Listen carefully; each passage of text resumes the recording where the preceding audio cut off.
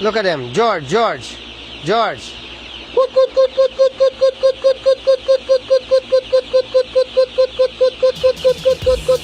Assalomu alaykum do'stlar. Bizning sayyoramiz bir qarashda tushuntirib bo'lmaydigan ajoyib narsalarga to'la. Ba'zida kamera tasodifan lahzalarni tasvirga oladi. Bu esa bizni haqiqatmi yoki biz tushunmaydigan narsami deb o'ylashga majbur qiladi. Dunyo hali ham ko'plab sirlarni saqlaydi va tadqiqotchilar eng murakkab savollarga javob topishga harakat qilishsa-da, biz faqat bu aql bovar qilmaydigan voqealarni kuzatishimiz mumkin. Ushbu videoda yer hali ham hamma narsani ko'rganman deb o'ylaydiganlarni hayratda qoldirishga qodirligini isbotlovchi g'ayrioddiy va jozibali kadrlarni o'z ichiga oladi. Demak, video boshlanishidan oldin har doimgidek like va obuna bo'lish tugmachalarini bosib qo'yishlikni unutmang. Qani unda boshladik.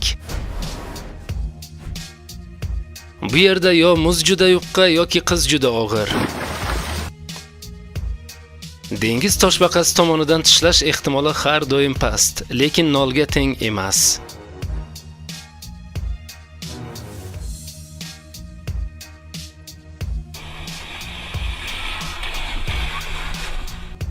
Agar ushbu epizodni tomosha qilish xayolingizga bema'ni fikrlarni keltirsa, internetda kamroq vaqt o'tkazish kerakligini anglatadi.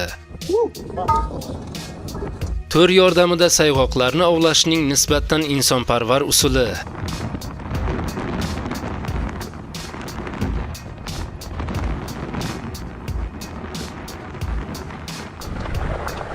O'z ishlarining haqiqiy ustasi mana shunday bo'ladi.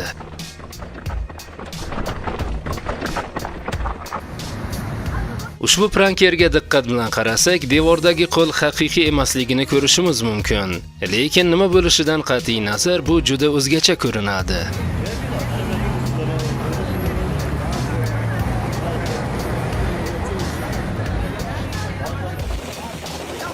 Bunday do'l bo'roni paytida mashinada yurgandan ko'ra uyda qolish yaxshiroqdir.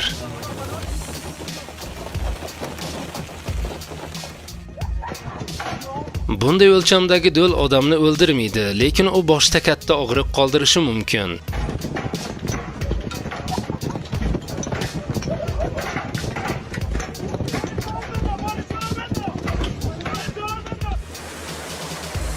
Taqa qisqichbaqlarining katta koloniyasi millionlab yillar oldin yo'q bo'lib ketgan trilobitlarning eng yaqin qarindoshlari hisoblangan mavjudotlar.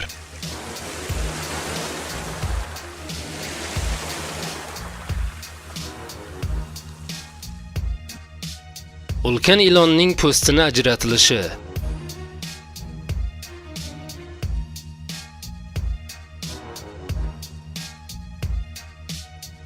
Ushbu qizil boshli qushni ba'zan hazil tariqasida qushlar orasidagi Michael Jackson deb atashadi va mana nima uchun.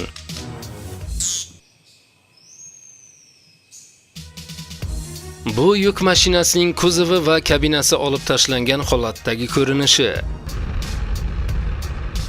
Raketa dvigatelining dastgoh sinovlari. Faqatgina ushbu bosqichdan so'ng parvoz sinovlari boshlanishi mumkin.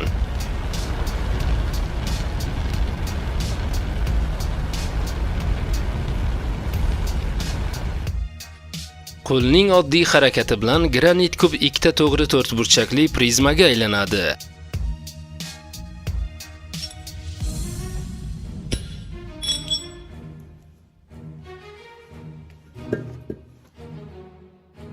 Bitta maymunga banan berishdi, lekin ikkinchisi kutilmaganda kelib o'z haqqini olib ketdi.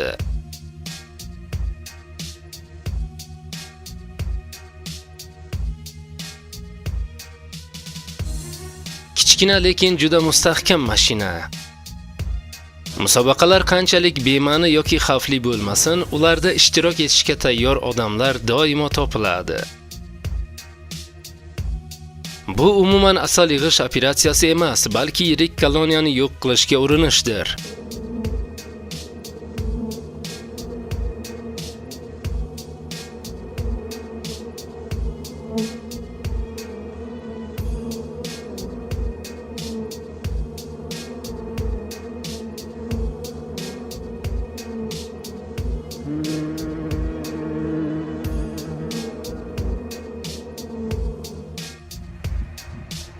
Ushbu poyezd eski bo'lishiga qaramay, lekin hali ham vagonlarni tortishga kuchi yetadi.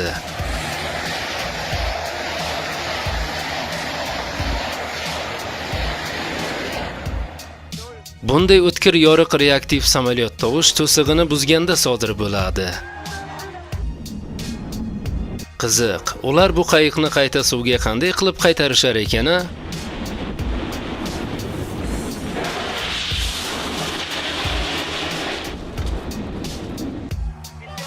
SpaceX o'zining qayta foydalanish mumkin bo'lgan raketasini bu safar sinovdan o'tkazdi.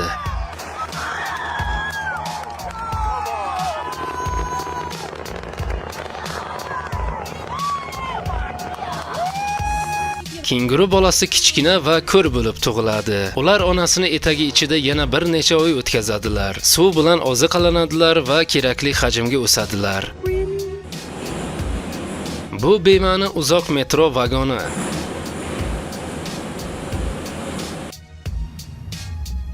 Dengiz mashqlari paytida torpeda uchirilishi.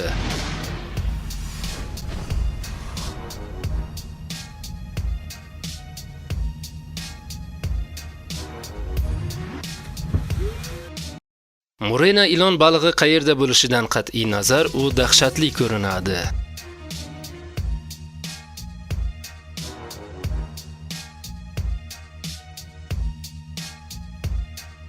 Ushbu suv havzasidagi muz to'lqinga o'xshash harakatlarni boshdan kechirish uchun yetarlicha moslashuvchan. O'lgidek och qolgan itning ovqatlanishiga qarang.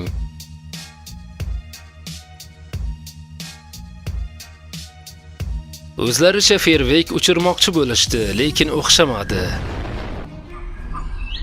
Kim biladi, bu mavjudotning nomi nima? Bilganlar kommentariyada yozib qoldirsin. Kadrlar u rejalashtirganidan ancha yaxshi chiqdi.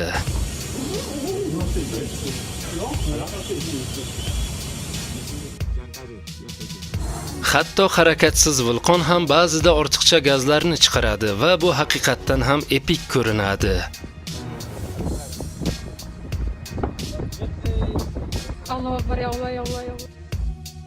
Qilichbaliq juda chaqqon, lekin u ham ilgakka tushib qoladi. Ushbu kitlar to'dasi sayyohlarni yaqin masofadan kutib olishdi. Osim što je prelepa za piće, njene karakteristike su i ove. Metan miqdori yuqori bo'lgan suv. Na primjer, može to i jače. Hurmatli tomoshabinlar, bugungi videorolikimiz o'z nihoyasiga yetdi. Endi esa video ostidagi like tugmachasini bosib kanalimizga obuna bo'ling.